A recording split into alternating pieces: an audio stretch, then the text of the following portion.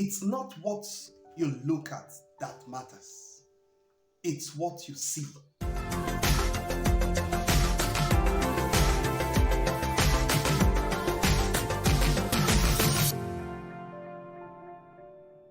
You're welcome to Conversations with Michael Ogunshola, the peak performance strategist. This is attaining peak performance. I create this content because I believe you were created for peak performance. Talking about being created for peak performance, on today's discourse to equip us for peak performance, I'll be sharing the power of perception. That is, dangers of having the wrong perception. What is perception? Perception is the way we view the world around us. What is perception? Perception is the way we see, the way we understand, and the way we interpret reality around us. Don't forget, there is a way you see it, there is a way you understand it, and there is a way you interpret it. That is perception. So, some years ago, two young chaps visited India, Calcutta. And so when they visited India for summer holiday, they were on this bridge. And over the bridge, they looked down and two of them saw different things. One said, "Wow, I've never seen such great poverty within a space." And the other said, "Wow, I've never seen such barefooted people within a space. I will see what I can do about their barefootedness." Consider this. One of them saw a problem. The other one, it saw a problem and a possibility. One of them saw a problem, and the other saw a problem and a solution. And that is the first danger of having a wrong perception. The first danger of having a wrong perception is you will see problems. Instead of seeing problems, I recommend you see possibilities. What's the difference? The one that sees problem will be overwhelmed. The one that sees possibility will be motivated, because in possibilities are two stages. The first stage is identifying the problem, which will take little of your energy. And the second stage is creating solution. Talking about those two guys that saw the same thing but interpreted it differently, the one that saw possibility created shoes, created sandals, footwears, and he exported them to Calcutta. And of course, he made great ton of money, selling those shoes. He was so busy creating value that at a time he reached out to the same friend, that they went to Calcutta together, offering him a job in his factory. That's the mindset. You see, the same experience but different interpretation. Life is always about your perception. Like Henry David Thoreau taught us, what you look at is not as important as what you see. If you're receiving value from this content, do well to share, do well to like, and if you have not subscribed already, kindly hit the subscription button. So, talking about perception, another thing you must understand about perception is just know this and know peace. Your perception will shape your reality for good or for bad. So what am I saying? I'm reminded of an experience a servant of God had in scriptures. So Jeremiah, in his early days of walking with God, he had an encounter. And, God appeared to him, the angel of God appeared to him, and began to speak to him. And he asked him, "What seest thou?" In other words, what do you perceive? Interestingly, before he got to the question of what seest thou, God had told him that, "Listen to me, Jeremiah, you're a great man. Before I formed you in your mother's womb, I have anointed you. I have ordained you to be a great prophet and a priest and all of that." And the next thing Jeremiah will say is, "I cannot speak." And the angel of the Lord said to him, "Fear not. And along the line, the angel of the Lord asked him, "What seest thou?" In the final analysis, the angel of the Lord was waiting for him to agree with the revelation and the vision. He was hoping and expecting that Jeremiah's perception will match up with God's vision of him. Because listen, what God says concerning you is not as important as what you perceive about yourself. Because God always sees us as great and mighty. But do we see ourselves in that light? If you see yourself as unable, you will be unable. And so Jeremiah, interestingly, said, "I see a rod of an almond tree." And that scripture says, "Thou have seen correctly. You have seen well. And now, because of what you have seen, I will hasten my word to perform."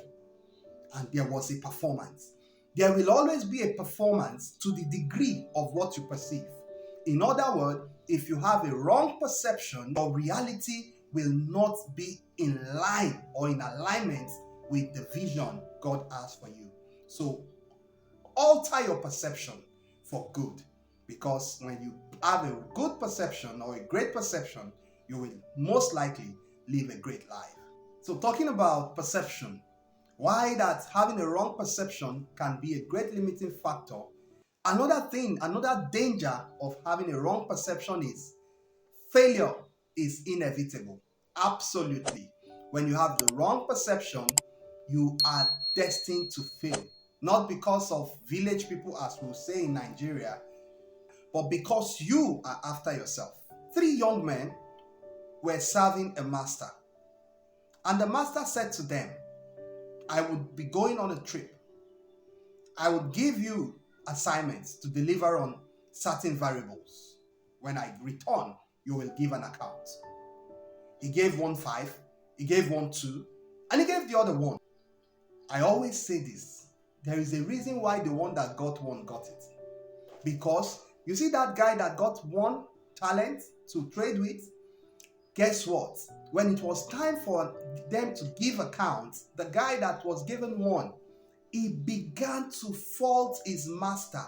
He has a wrong perception. He began to say, "My master is a hard man." He said, "I knew you are a hard man. I know you like to reap from where you have not sown. I know you have, unrealistic expectation. I know you are a mean person."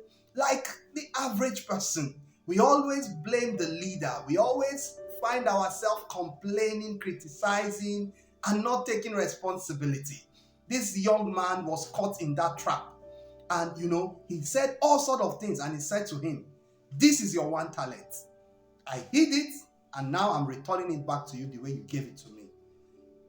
Quite unfortunate, because sometimes that's how many of us live our life. You see, the life you have is a gift.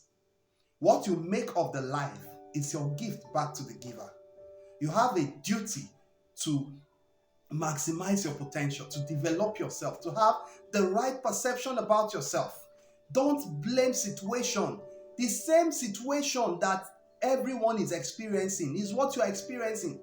Don't say because you're a Christian, because you're Muslim, because you're a non-believer, life is hard and life is mean. Come on, this is reality.